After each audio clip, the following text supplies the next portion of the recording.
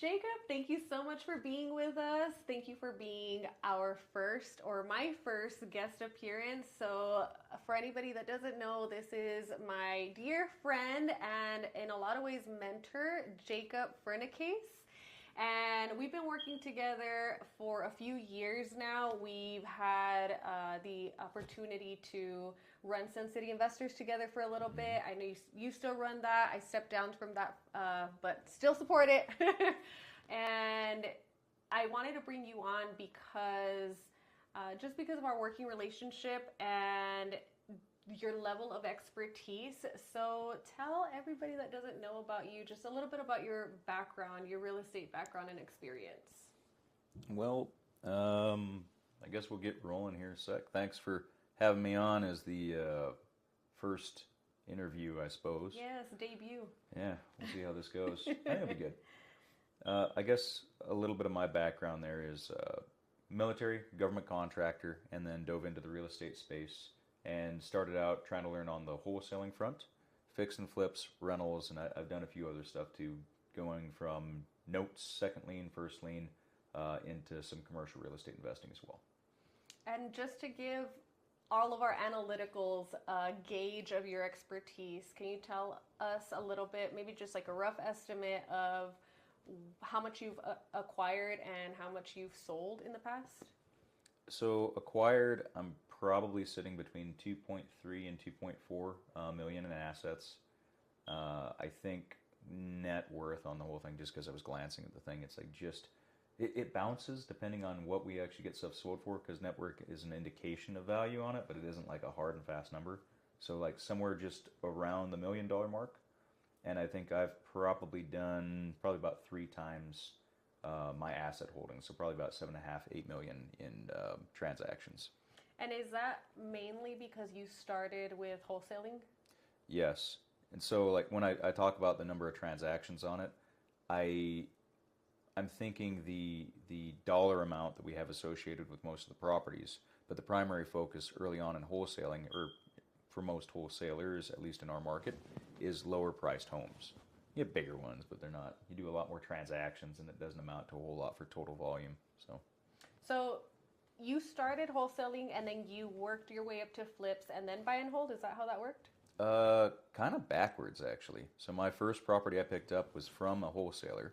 It was from my original mentor's son, and I bought my first house from them, hard money, and then it did a refinance. My very first investment ever was actually rental.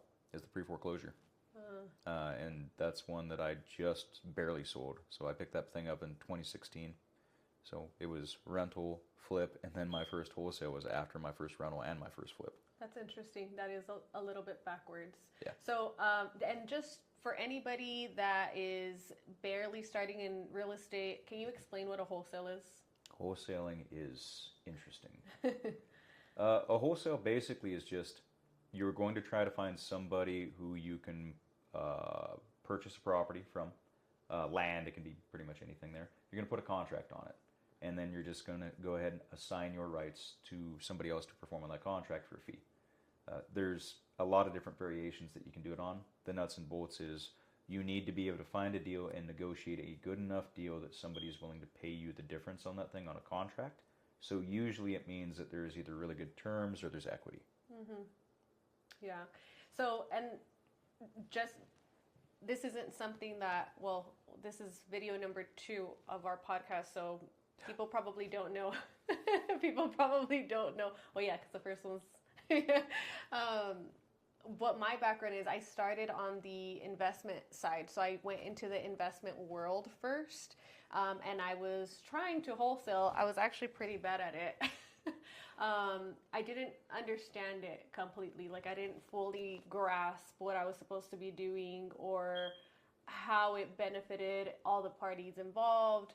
But I learned on that side first what that looked like, purchases and sales, acquisitions, dispositions, and then I moved into getting licensed. When I got licensed, I felt like everything came together. You know, there was a lot of dots that weren't linked up for me before that. But I guess I say that to say, like, you were one of my first investor clients that was very realtor friendly, or that I met, that we were able to work together, not just on one deal but on several deals. And so I guess I wanted to speak on the misconceptions that you hear a lot in the investment world, especially starting out, from probably wannabe investors that haven't done a whole lot, but that they talk down about realtors and how realtors don't know what they're doing or don't work with realtors. I saw that to be very much inconsistent with what real world investors do and why they do it that way. Can you speak on that a little bit? Absolutely. I think, and we were talking about this a little bit earlier too, you're going to run across, maybe the place we'll start actually would be, why would you or would you not use a realtor? The function that they serve publicly is that they handle your purchases and sales as a representative for a buyer or seller. So I want to sell something, I give it to her, and she does this realtor magic, and it's gone, right? And we make money. Or I want to buy something, and like, oh my God, we found this thing, and there's really good terms and everything else, and like, we're good. I think that the function that we actually need to be more aware of, and I don't know that it's, maybe it's talked about a little bit, but when we talk about negotiation, what you have is, we're trying to get to whatever end negotiated price we have going on here. So I want a higher number, you want a lower number if you're buying and I'm selling. Mm-hmm.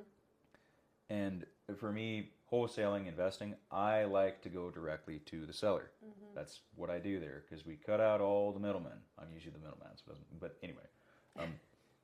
But I want to deal directly with them because I can figure out what their primary issue is, and I can figure out what their problem is and solve it.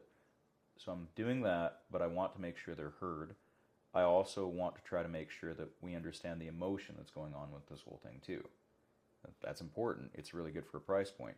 On the purchase side, I am an advocate for an agent because they are an outlet for publicly listed properties and they can help filter or find the stuff that you're looking for.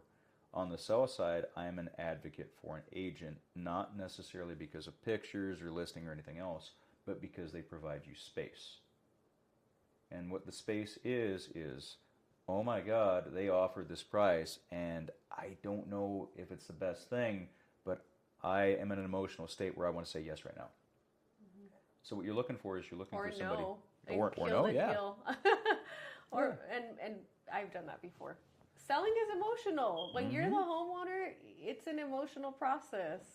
Well, you think about it when you own the house and you sell it, you think about it from a numbers standpoint. And then there's sometimes when you get offers and stuff that it seems a little offensive. Mm-hmm. And you think about saying not very nice stuff to people sometimes. So what we're actually talking about there when you talk about using an agent and other fields too, whatever it is, a broker for businesses or whatever the thing might be, is it's allowing space to think about stuff logically rather than emotionally. And so I would submit that I would probably evaluate stuff more on that sort of a standpoint rather than do I need this person to go ahead and sell this thing or not, because it's actually thinking space. Mm-hmm.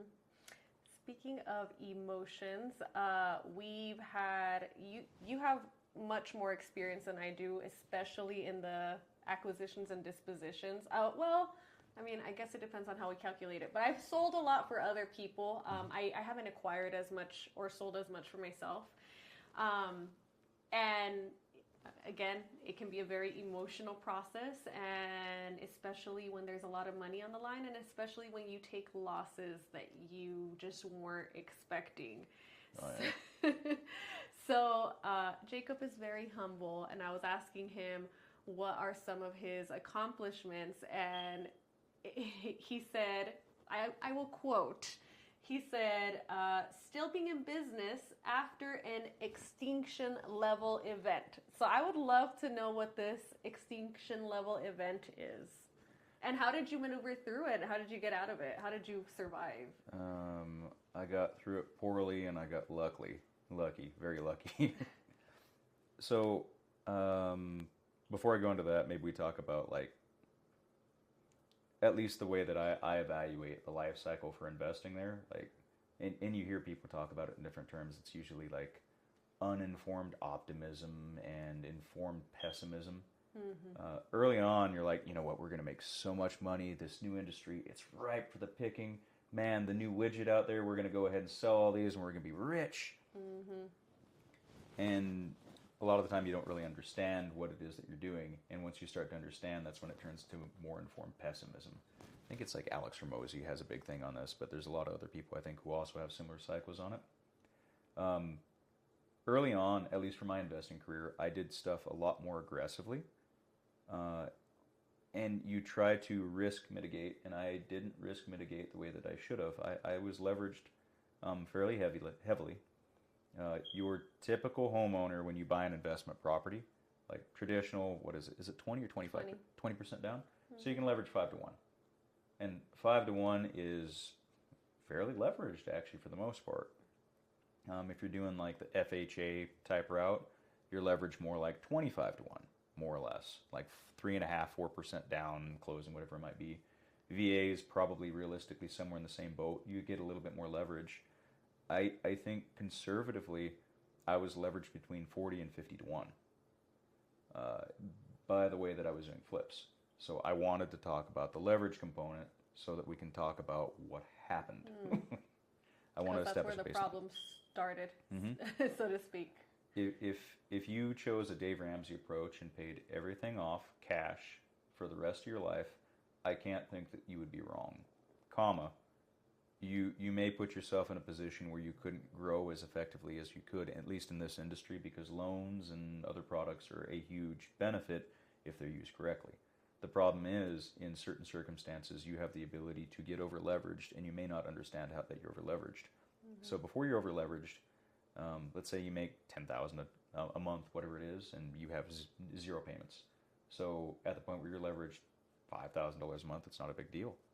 At $9,999 a month, it's an issue, but it's not a big deal.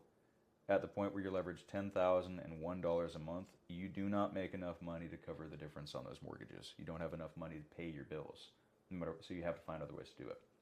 So leverage, right? So for me, what I'd done is I didn't risk mitigate. I was over leveraged, and I really, really, really, really wanted a construction company. And I got involved with somebody who was in the construction space, and I didn't manage that partnership effectively. I wasn't paying attention to what was happening with my money on the stuff or the projects, anything else like that. It wasn't a good thing.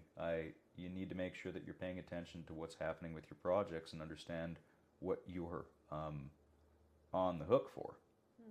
We'll call it accountable, whatever it might be. We had a whole bunch of projects that were over leveraged on the construction side, not just the flip side. And push come to shove, I wasn't paying attention to it and ended up in a couple of suits, actually. And he ended up going away for a while. And I was on the hook because I'm the only person who had assets or money at the ability to do it. And they're just looking to get paid. I don't think they were in a good spot. And it cost me a lot of money that I didn't have to lose. And I was over leveraged. And so I did the only logical thing. I decided to leverage more and pick up more projects in order to dig my way out of this situation. And it actually worked, but it doesn't work the way you think it worked. What happened is I picked it up to where there was margin on those properties, and I was robbing Peter to pay Paul on these projects, and I got through it because I am lucky, not because I'm good. Was that more or less around the time that me and you met? Somewhere there. So the properties that were sold from that were Luna, Adalia, Lebanon, 2nd Street, and there was a fifth one too. I can't remember what the fifth one was. But those four, you had the listings on all four of those. Fiesta, yeah, same time frame, yeah. So it was all of those. That was that time frame when I picked those up. But it was a trailing portion from the original incident. And I think that incident cost me somewhere in the neighborhood when it happened initially, the day. And I remember I was signing a lease with a tenant on a duplex that I had on the east side. Actually, that day when everything kind of went sour. And that day I figured, I'm like, I think I just lost 25,000. Not lost, I think that it's going to cost me 25. By the end of the day, it was 40. By the end of the week, I realized it was going to cost me $100,000. But not $100,000 that I had cash to be like, hey, here's your money. It was like, ooh, we borrowed $100,000 and we lost it. Wow. That, like, over leverage. That's what I mean, kind of in that same category. So I knew, and I didn't have it to lose, and so it was not a great incident. So there's a couple of different ways that I can go with this, or I want to go with this. One is, being in the entrepreneurial world, the importance of good partnerships and, how to find them and how to keep them. And the other is also the benefit of being an entrepreneur. And so you set the scene so clearly. You're over leveraged because you do have contract work on the side that you do, so you get a salary, right? Oh, yeah. So you've got a salary, but your salary is not enough to pay for this whoopsie, basically. Oh yeah, it was a big oops. However, you've learned enough in your real estate career to say, okay, if I can just do a few more of these and sell them, then maybe I can dig my way out of this problem.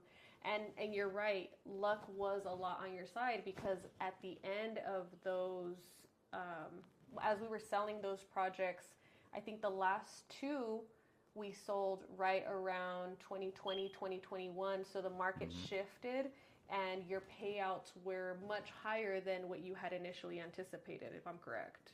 Oh yeah. Had the market not shifted, I still would have dug out. It would have taken longer. But with the market shift, what is it? Rising tide raises all ships, I think is the phrase. So it's like, oh, look, it worked out. Everybody's making money on this, so am I. That was the luck portion of it. It led to a couple of really good things, actually. One, an understanding that you can get over leveraged and you're not going to outsmart it. Two, it wouldn't matter if you made, I don't know, $1,000 a month or $1 million a month. You can still get over leveraged. It isn't a question of how much money you make, it's how much money you're spending and the leverage that you have behind it. So that was a fun lesson on that. The other one is you have people come together who are willing to help you. I had a friend there. Well, you were around for some of this, clearly. And I had another friend who has a construction business. And I called him. Well, I called him because I think this happened on a Wednesday. And the initial incident on a Thursday, I sat down with him. I went and got a beer with him and told him what had happened. And he had shared a story with me. He goes, yeah, I had, because he has a construction business. And he had told me that he had to get rid of a lot of his guys, I believe. It was a few months prior, because they'd gone overboard on some projects. It cost him some money, and so he's rebuilding from baseline. And I told him what was going on, and I already kind of knew what he was going to say and kind of knew what I had to do. And he told me I was going to have to fire everybody because we weren't making progress on the projects. We were over leveraged, didn't know where anything was at, and I wasn't managing them effectively because I didn't even know who they were, half of them. And he told me that, and I said, I need to get this stuff figured out. And he goes, I'll help you. I go, I don't know what you're signing up for. I go, I do need the help, but I hope it isn't. It might be a little rough. He goes, all right. And he helped. And the next day I fired 9 guys on the back of my car outside of a project I had. It was Luna. I wrote final paychecks and then found out I was missing 2 guys, so I had to get them paid like the next day too. But yeah, it's not a lot of fun. But I found people there who were willing to help and who you connect with. And who I would like to believe are kind of looking out for your best interest, even if you're not always looking out for your own best interest and don't realize it. So there's that. Yeah, the importance of good partnerships, my second segue. I didn't realize when I became a realtor how much time, effort, and energy I was actually going to spend on cultivating good relationships and good partnerships. I just didn't realize that that was going to be a thing. And when you're in the business world, it's super important. Like, I hear beginning entrepreneurs or young kids that, like, you know, have it all figured out. And I was that young kid at one point, you know, very naively thinking that you can do it all on your own.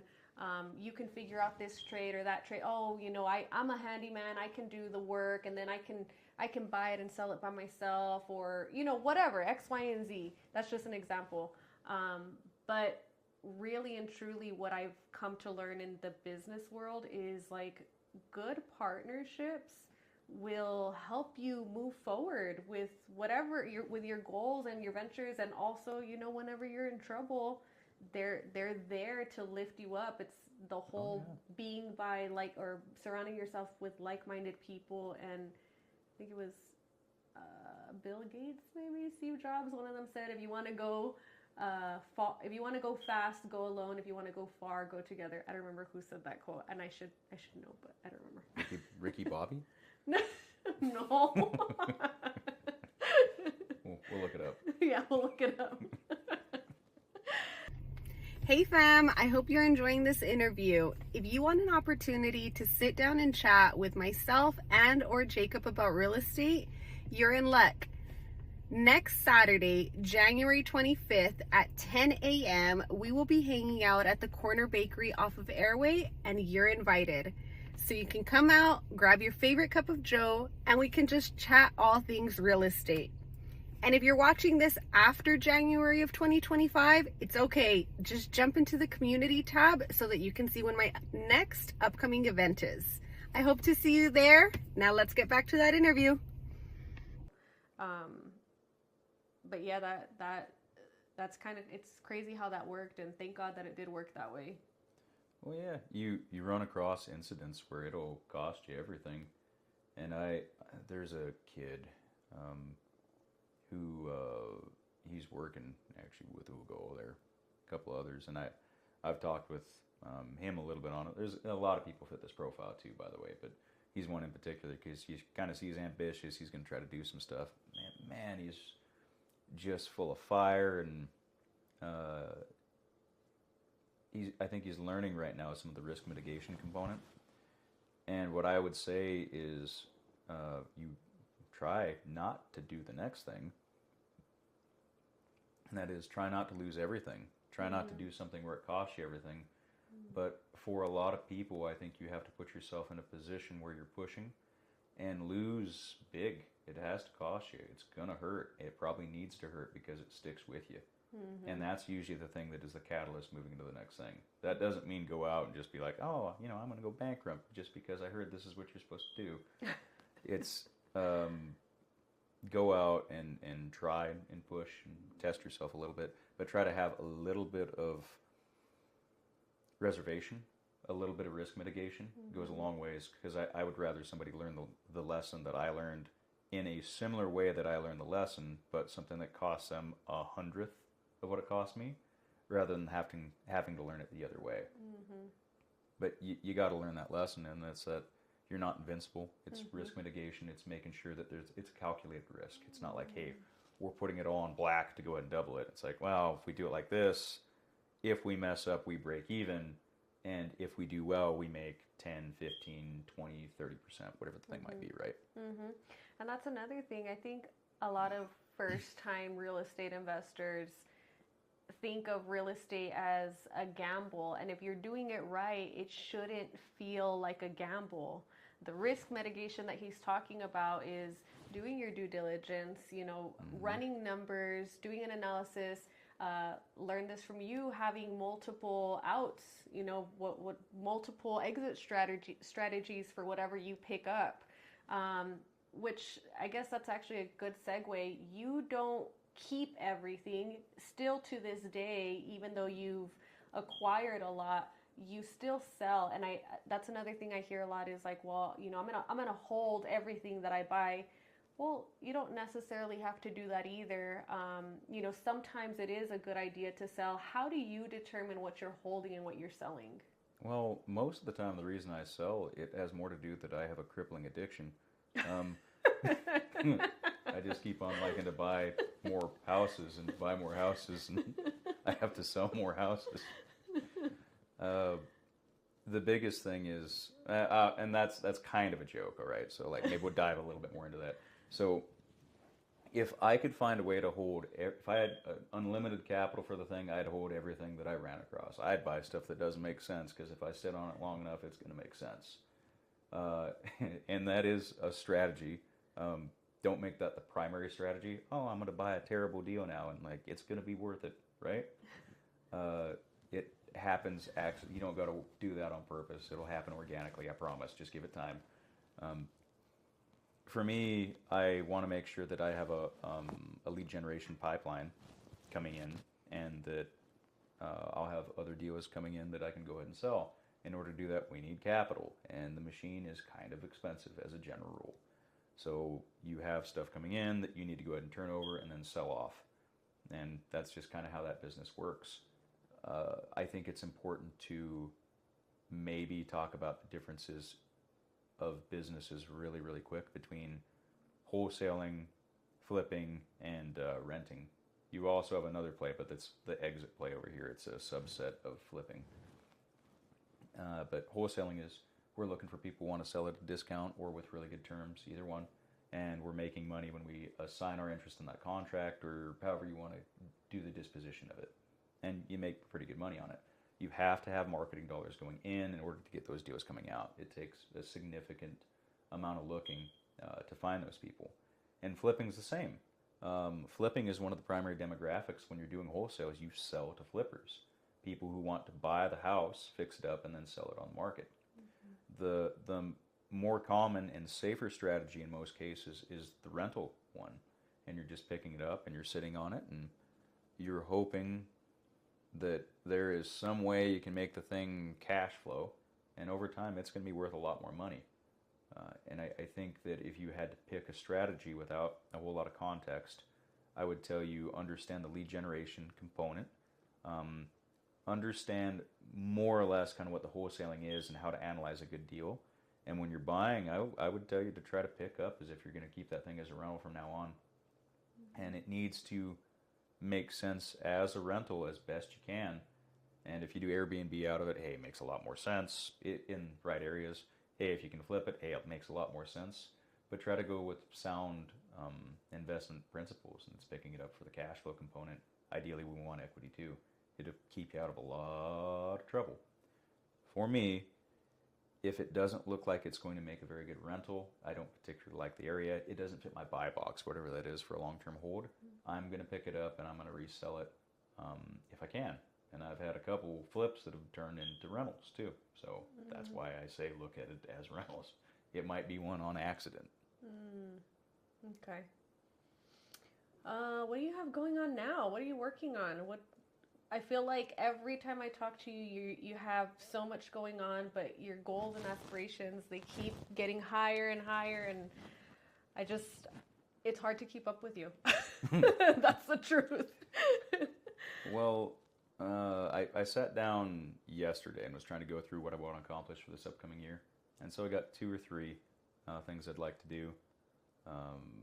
Still doing the jiu-jitsu thing, so I'd like to do a competition under 160, 150, 160 bracket. Mostly because it tries to keep you, like, kind of healthy. You know, And beat up. Yeah, they tie knots with your legs and your arms, and you don't really, you love it, but you don't know why. I don't know, I think there's a sanity component here that we really need to evaluate. So there's that.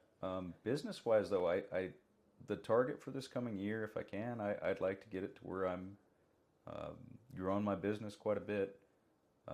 For me, my target going forward, and we should be able to do it faster than this too, but any capital that I have, I want to double it every 4 years or faster. The realistic number is for investments every 2 to 3 years, if you're picking it up, stabilizing and reselling, buying at a regular margin that we know how to buy at, you can double your money every 2 to 3 years. 4 is a reasonable target, so long as we're buying that type of asset. Business-wise, I'd like to get my gross revenue, depending how you filter it out, upwards of $1 million. We'll see what happens with it. There's a lot of stuff, and build out a team, because I haven't done that. One of the reasons why we're talking about smaller deals, where we're talking about prior flips and other stuff like that, is because I haven't built out a team in order to lean on more to go ahead and just rev more into the marketing component. There's those. I'd like that. And I'd like to go ahead and get rid of a lot of the stuff that I have so I can keep on turning over my capital. Who would you ideally want to add to your team, or how would you want to grow that and structure that? I know the positions that I need to start with, and so I do know I need an acquisitions person, a closer, acquisition. Make sure that I have a stable appointment setter, dispositions person, disposition specialist, and an administrative assistant somewhere in the group. You can get away with a team of 4 pretty easy on that whole thing, and it works really well. But it's like, inbound leads, marketing, they take the calls and they qualify them. So pre-qualification, hey, they get it contracted. Hey, we're over here dealing with title stuff. Either we're keeping it or we're trying to move that contract. And dispo is like, hey, we're finding the people. And that team, if you pick the right people, kind of, not even great, just kind of, and have a little bit of a process, you can run a decent-sized business off of just that team.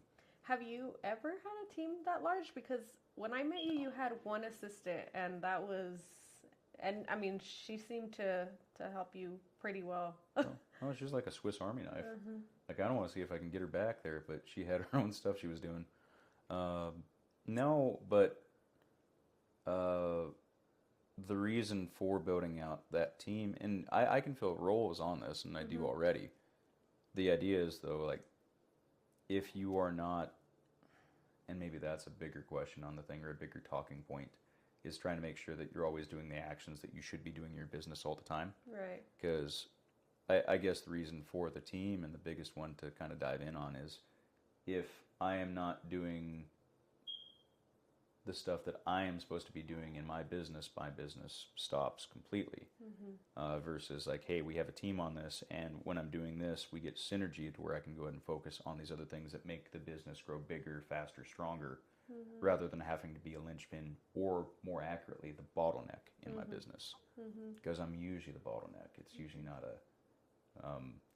the other way around, where I'm like, oh, we're revving this up. I'm like, no, it stops with me, and I got stuff I need to do that I haven't done. I think that's another challenge on the entrepreneur side, is knowing who and when to hire. Because that was actually part of my story of how I got over leveraged and lost everything. It was on my end, it was growing my team too quick, and not hiring the right people, or the right positions. And so that's another thing that you have to figure out. And so, like, I point this out because you've done a lot, and you've done most of this by yourself and the assistant that you had for a few years that you actually don't have anymore. So it's just you right now, right? Yeah, Plus for the your most part. partnerships. Yeah, there's people who I work with on projects, each usually one off, two off, and there's a couple that I work with a decent amount on them. But as far as like, I am not partnered with anybody. It is anything that I have right now. It is mine. If I want to work with people, I do. Right. But it's not an aggregated thing. It's like me on the checks. It's me on liability. It's that. Right. But yeah, I think that that's like just something to note, because you've done a lot on your own, and just speaking on like others learning from your mistakes, don't grow the team so fast, or not know what they're supposed to do, or all that good stuff, because that could be a form of over leverage also. We're talking about the loans, but that's also a form of over leveraging yourself and potentially losing it all and having to start from the bottom again, which was unfortunately something that I went through. Fortunately or unfortunately, I learned a lot, and everything is a lesson if you allow it to be, and you'll definitely come back stronger and just be able to dive into the business at a different angle and all that. But again, I wouldn't wish that on anybody. No, I'd submit that you're better off for that, and you're a better person for having gone through that infinitely more, and it's helped your business more than almost anything else. I think the phrase that we want to use on this, or that I'll use for it, and with my incident too, is this could be the best thing that has ever happened to you. They're learning experiences. You got to learn the lessons, and a lot of the time, I'm bullheaded. I'm not a particularly smart man. I learn a lot by making my own mistakes, which is probably the least efficient way to learn. It does stick, though. You have a high risk tolerance too. I've always said that your risk tolerance is much higher than mine. I agree, and I don't know if it's a compliment. Well, I think that you're able, like your momentum is a lot quicker than mine. You know, I see the benefits of it, but yeah, there's things that you do that are just way too scary for me. They're scary for me too. It's just, you ever try to jump off like a high dive, right? So like you walk up there and you like look and you're like horrified on the thing. You ever? Well, anyway, maybe that's exactly my point. So maybe my example was like you walk up on this high dive, you're like, no, I don't think I can do this, and you just trick yourself. Oh, what's that over there? As you like leap over the end, like just no. Don't do that for your investing stuff, comma, unless it kind of makes sense. I'll give an example actually. So after the incident, come out of all these flips, you get done, you're like, well, that wasn't so bad. And I finally paid off all my liabilities, all the other stuff there, all the relevant ones anyway. And I'm not joking, I think it was 2nd Street that closed, by the way, is what it was. And I'd underwritten a commercial building like 3 years earlier. I'm like, that's a horrible deal. It's not a 10 cap. Why would we even? And then like later on, I'm like, we passed on this? And I looked at it, and so I ran the numbers, and they made sense. And the price had gone up by $90,000, but I negotiated terms. At the time, initially the guy wanted $360, owner finance, 8% interest, I think 25% down.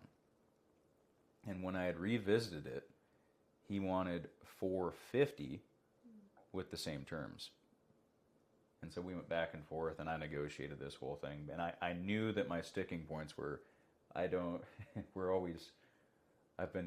getting hit about using the word poor. I like saying cash poor. Like, we usually don't have a lot of cash. We have assets. I mean, you like show up there like, oh, looks like we're living off a credit card for a little while there. I'm like, oh, look, we found some money.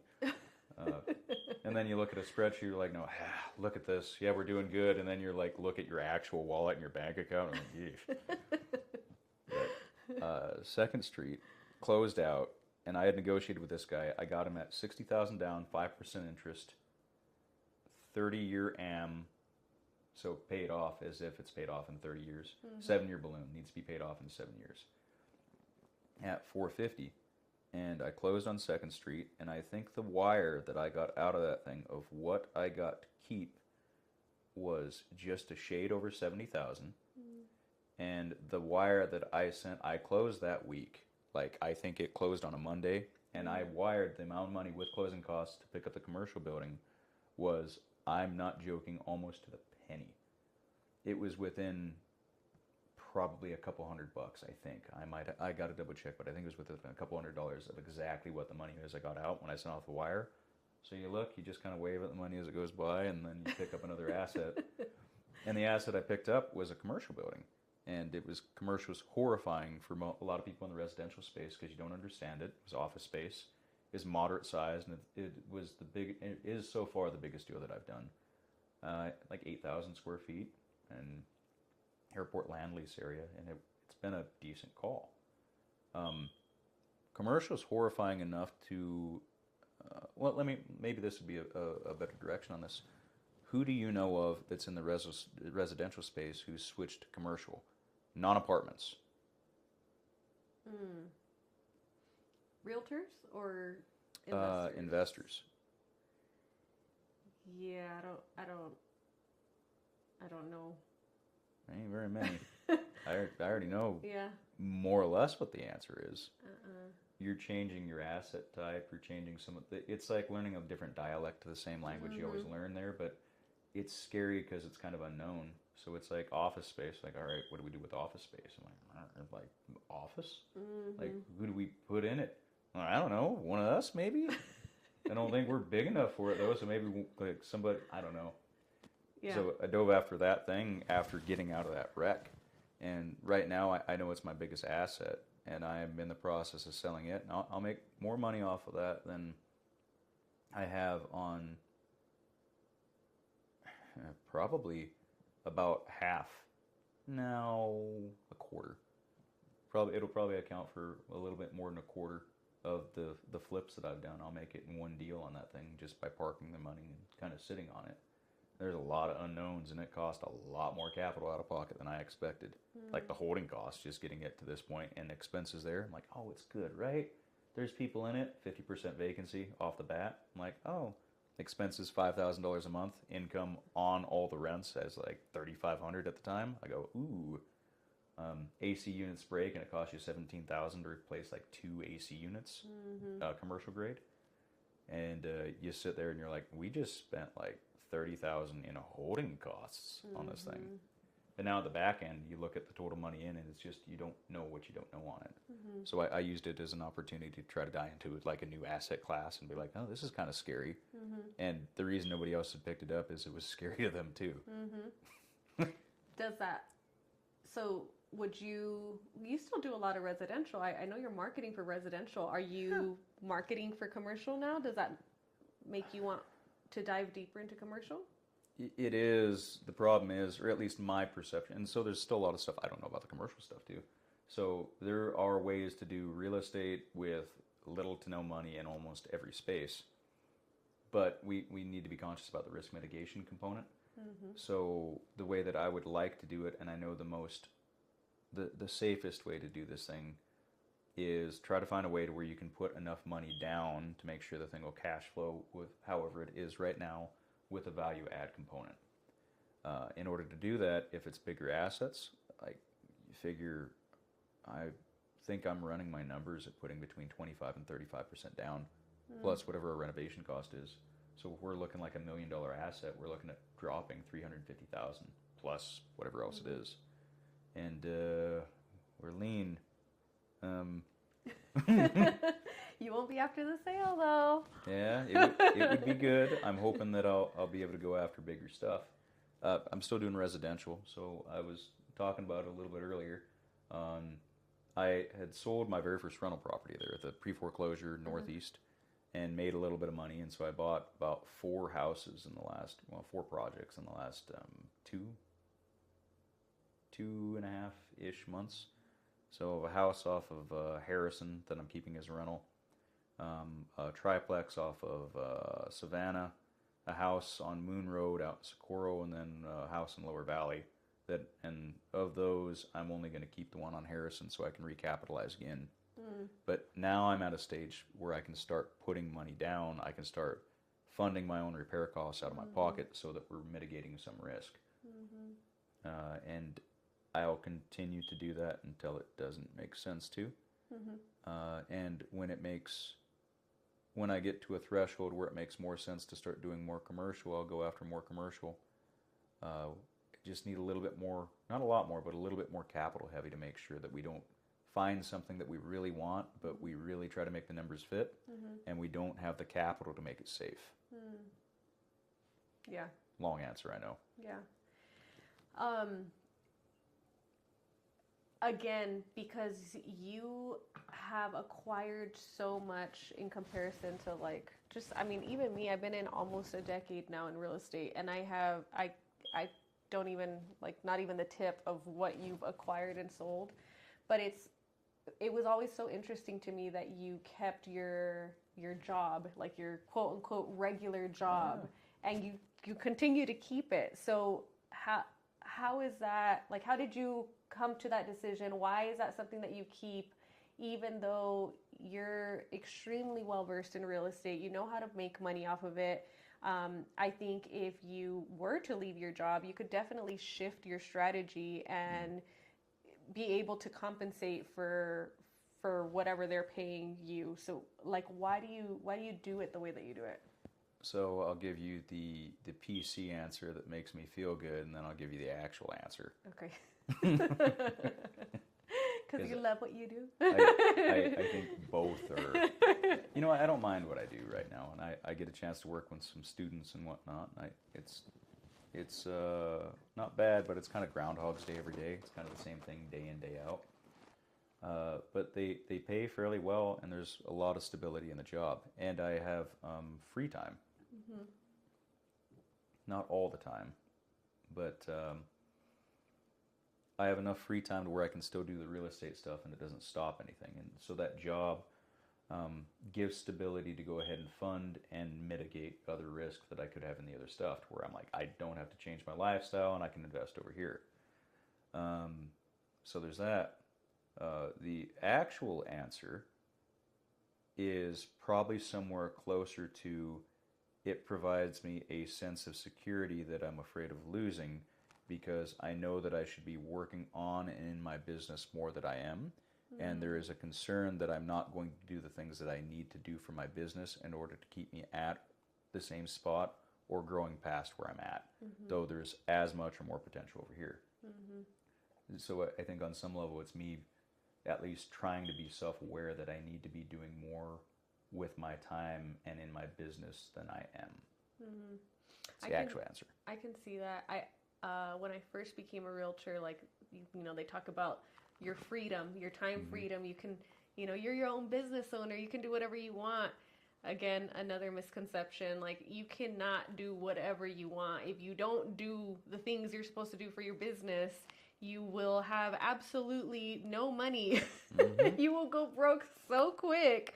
And you have to figure out a way to be able to motivate yourself to wake up early, do the things that you got to do, you know, make the appointments, set the appointments, acquire mm-hmm. the properties. And I think that that's really, really cool that you are self-aware enough to say, like, hey, this job keeps me motivated. So it's not a hindrance. You know, you're able to balance them both out. And, you know, to be fair, I think you do a lot with your free time, but I also understand the whole, you can be doing more. There's always mm-hmm. room for improvement, and there's the system that you want to have in place versus the system that you currently have in place, and it's a work in progress. So I get that. Well, yeah, I think that you'd hate to go ahead and get rid of your security or stability if you don't have to. But I would also submit that security and the stability there, for me too, but for a lot of people, is the thing that primarily holds you back from doing a lot more. Mm-hmm. It's like, all right, well, you can talk about it in a lot of different spaces, but people get really comfortable. What's the analogy? The frog with the boiling water? Mm-hmm. Yeah. The other one is, well, eating your frog, right? So what? The phrase is, and I forget who it was who had like the analogy, but the premise is, if you had to eat a frog every day for the rest of your life, when would you do it? Would you wait till the end of the day right before bed to do it, or would you do it as the first thing you did when you wake up? So the idea is doing the thing that you want to do, that you need to do. I didn't realize that's where that came from. Eat the frog first? Yep. Did you eat your frog today? I didn't know the backstory. Yeah, so you try to do the thing, ideally, what I should be doing, but the idea is like you do the thing that you have to do, and for business, whatever else it is, that's most impactful, that you least want to do early on in the morning, your most important task early on. And the second analogy is the frog with boiling water. And the idea is like, if you, I don't know if this is true, and I don't think we're going to test it either, by the way, because frogs are, you know, they're all right sometimes.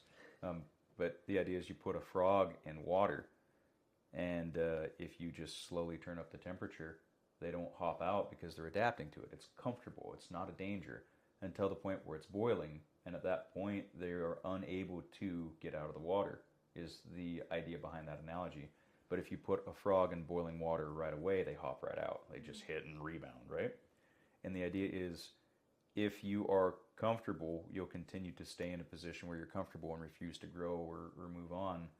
If you have something that is painful right now, it can elicit a change. And I think the phrase that I really liked was, the reason people change is because the pain of remaining the same is greater than the pain of change. Mm-hmm. So comfort's a really good thing, the security, stability, really good thing, but I think that it could also be a major hindrance for a lot of people, me too. Mm-hmm. I agree. So I agree. Well, I think that's a good place to end it. Let me ask you, actually, you talked about the team members that you would like to add on. Is that like something that you would like for people to reach out to you for? Or are you not quite ready for that? Where do you stand with that? absolutely. So I would be interested to talk with people there who can help out with my business and what is that I do. I'm looking for hires, I'm looking for partners, I'm looking for all sorts of stuff. So right now I'm looking to build out that team. I'm looking for anybody who'd like to work with me on stuff too. If you have an interest, if you want to learn to do that too, like I'll answer questions to anybody who reach out. But I know for my business, we always need capital. We're always going to need more contractors, better contractors. We're always going to need deals. And right now for the team, I know that I need to find people in seats. So appointment setting, acquisition, disposition, administrative, whatever it might be. Mm-hmm. I'd be interested to talk with anybody who'd want to reach out on the thing, even if it's just a conversation and we're not a good fit. Maybe I can point them in the right direction too. Cool. So we will put all of your contact information down in the captions. Do you have a preferred contact? Probably call or text. And if you get my contact info, just tell me where you got it from and give me a call or a text, either one. If it's a text, let me know kind of how you heard about me, ideally, so I have context. There's been a lot of spam calls, a lot of spam text messages. Mm-hmm. Like, I'm not about to tell you that I didn't have a group of people doing cold calls for a while, so like I kind of understand like that, like, oh, we might be the problem. But send a text with who you are. If you call and I don't answer, leave a voicemail. You can send a text. Just hit every way. Sometimes I'm driving, and so I only really do calls. Sometimes I'm static and can't take calls, so I do texts. But my phone number is probably the primary way. Instagram is fine too. Email, I am terrible with. Please, if it's important, go the other direction. I'll probably see the email and not realize it's important and scroll right past it.